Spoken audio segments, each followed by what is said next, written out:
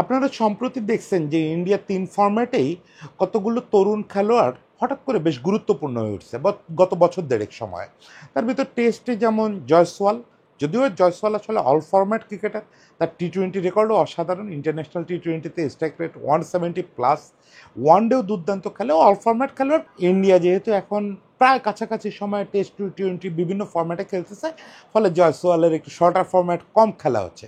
এছাড়া টি-20তে আপনার তিলক বর্মা চলে আসছে, টানা 2 ম্যাচে সেঞ্চুরি করছে।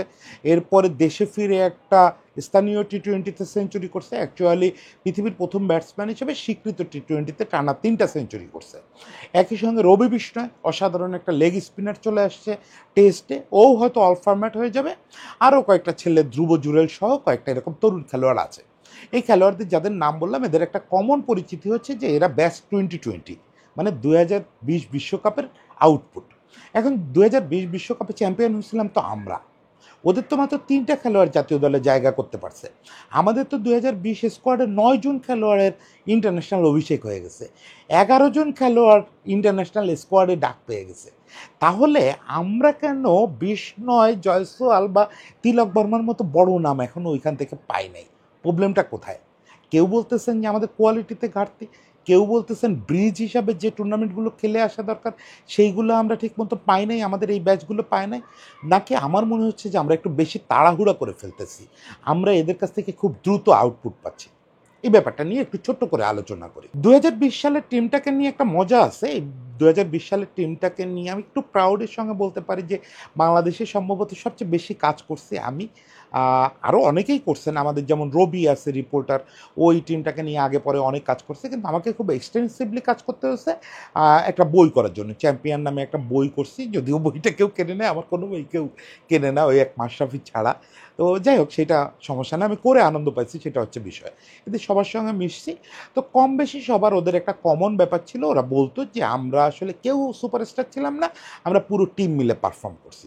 তারপর আপনি যখন চ্যাম্পিয়ন হন কোনো টুর্নামেন্টের, সেটা শুধু টিম এফেক্ট না। ক্রিকেট তো ফুটবল না, ক্রিকেটে ইন্ডিভিজুয়াল পারফরমেন্স লাগে, এবং ইন্ডিভিজুয়াল পারফরমেন্স তো ছিল ওই টুর্নামেন্টে। তাহলে এই টুর্নামেন্ট থেকে আমরা যে এতগুলো খেলোয়াড়কে ইন্টারন্যাশনাল লেভেলে আনলাম, দেখেন ইনক্লুডিং আকবর, এই দলের 11 জন কোনো না কোনো ফরম্যাটের স্কোয়াডে ছিল, মানে 15 জনের দলে ছিল। এর ভিতরে 9 জন, হৃদয়, জয়, তামিম, সাকিব, শামিম, এক গাদা খেলোয়াড় অলরেডি বেশ জাতীয় দলে বেশ সময় খেলে ফেলছে, অনেকে এখনও খেলতেছে। এই যে ছেলেটা, সাদাত ছেলেটা তো এখনও ওয়েস্ট ইন্ডিজে খেলতেছে, ওই টিমেই অনেকে আছে।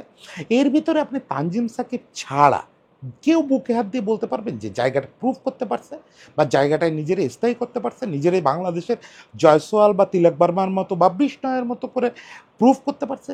পারে নাই। কেউ কেউ হয়তো জয় বা হৃদয়ের কথা বলবেন, যে টেস্টে জয়, শর্টার ফরম্যাটে হৃদয়। তারা অপরিহার্য, মানে অপরিহার্য বলতে এই মুহূর্তে তার দল থেকে বাদ দেওয়ার উপায় নাই, কিন্তু তার মানে এই না যে তারা প্রুভ করতে পারছে। জয় শুরুর কয়েকটা ইনিংস বাদ দেন, বা হৃদয় ওই গত টি-20 বিশ্বকাপ পর্যন্ত পারফরমেন্স বাদ দেন, এদের আর আপনি খুঁজে পাবেন না।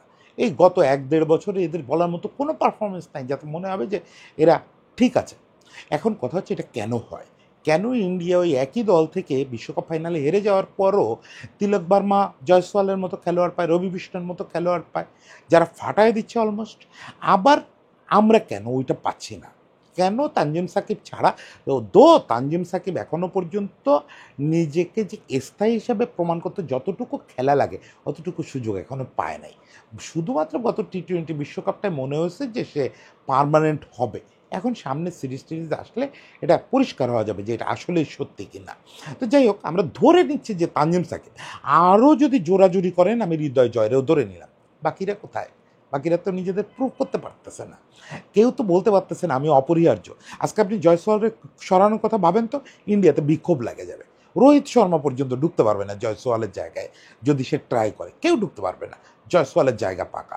তিলক বর্মারে টি-20 থেকে সরানোর কথা ভাবেন তো, খোদ সূর্যকুমার যাদবকে সরে যেতে হয়েছে তাকে ব্যাটিং অর্ডারে জায়গা করে দিতে, সূর্যকুমার যাদবকে এক ধাপ নেমে যেতে হয়েছে। রবি বিষ্ণয়ের সরানোর কথা ভাবেন তো, যদিও রবি বিষ্ণু অতটা শক্ত করতে পারে না এই জায়গায়, কিন্তু ভাবা কঠিন এখন বিষ্ণয়ের ছাড়া ওদের টেস্ট স্কোয়াড, ওই জায়গাটা তো আমাদের কেউ তৈরি করতে পারে না।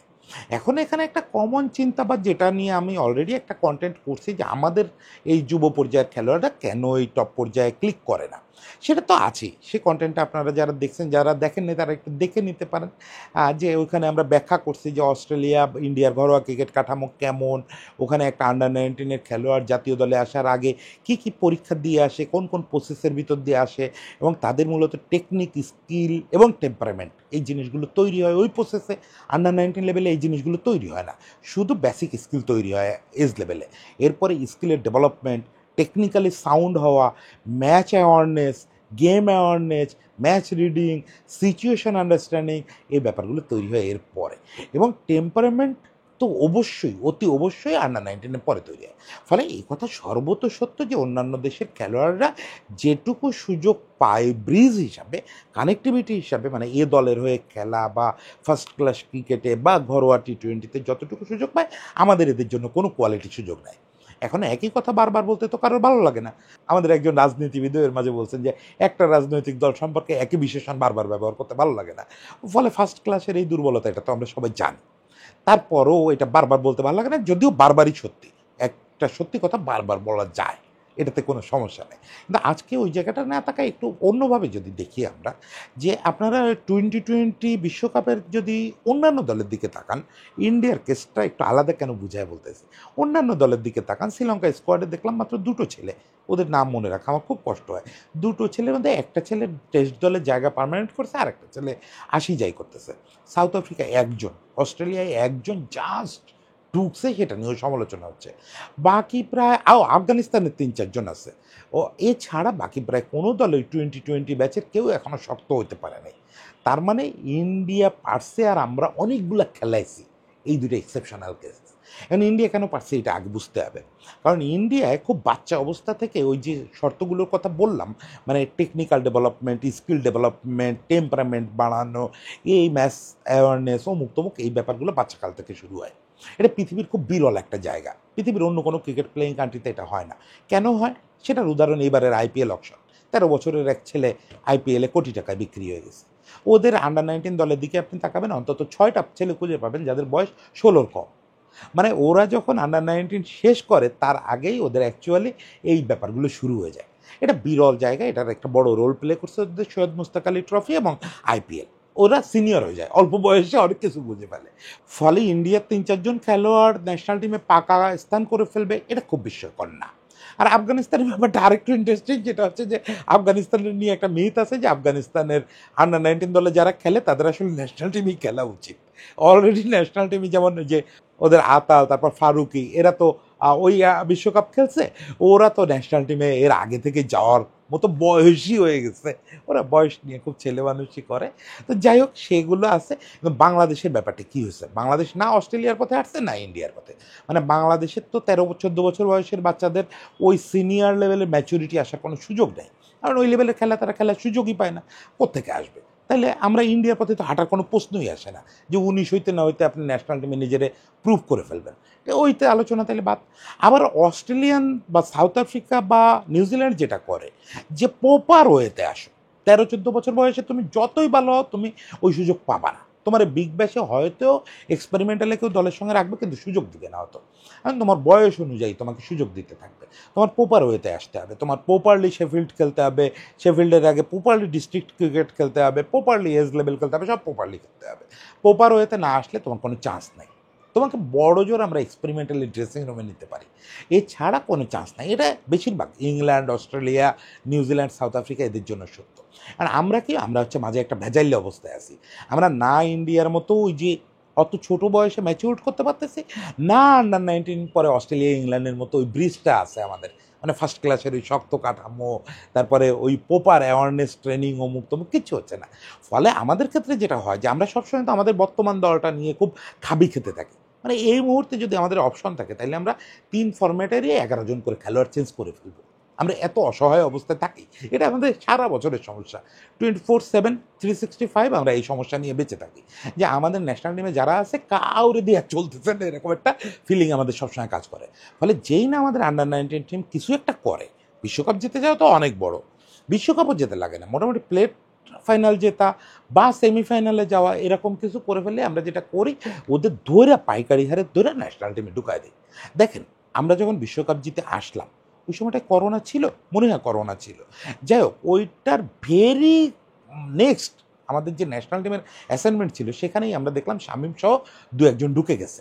এর পরে বছর খানেকের ভিতরে জয় হৃদয় অমুক তমুক সবাই দলে চলে আসছে। এইটা যে কারণে হয়েছে আমরাও খুব অস্থির হয়ে যাই। আমি নিজেও বহুবার লিখছি এখন আকবর আসে না কেন অমুক তমুক, কিন্তু একটু পেছন ফিরে ভাবি বা অন্যান্য দিকে একটু যখন চোখ বুলাই অস্ট্রেলিয়ার দিকে, ওই এখনও তো কেউ আসে নাই, ওরা তো অস্থির হয় নাই। আমরা কেন এক বছরের মধ্যে ওই আন্ডার 19 দলে সবাই দলে চাই? কেন আমাদের 11 জনকেই স্কোয়াডে নিয়ে নেওয়ার দরকার হয়? কেন 9 জনকেই অভিষেক করায় দেওয়ার দরকার হয়? কেন এখনই আমাদের এই যে কোনো একটা ফরম্যাটের ইন্টারন্যাশনাল দলে 4-5 জন ওই 2020-এর খেলোয়াড় পাওয়া যাবে? তার মানে আমরা আসলে তাড়াহুড়া করি। এই তাড়াহুড়াটা আমাদের করতে বাধ্য করে দুটো জিনিস। এক হচ্ছে আমরা জানি যে এদের আর শেখার কোনো সুযোগ নেই। আমরা জানি এখন যা আছে এই দিয়েই আমাদের কাজ চালাইতে হবে। আমাদের ফার্স্ট ক্লাস ক্রিকেটের উপরে আমাদের আস্থা নাই। আমাদের নির্বাচকদের আস্থা নাই, কোচদের আস্থা নাই, কারোর কোনো আস্থা নেই। ফলে তারা জানেন যে এই হৃদয় জয়রা আর আগাবে না।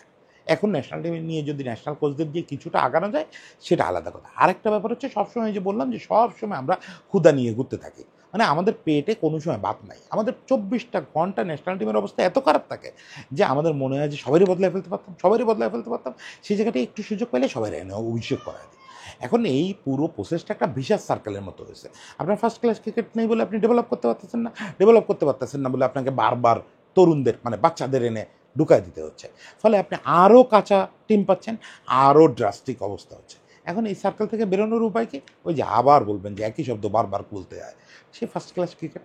আপনাকে ঘুরে ফিরে ফার্স্ট ক্লাস ক্রিকেট নিয়ে কাজ করতে হবে, ঘরোয়া ক্রিকেট নিয়ে কাজ করতে হবে।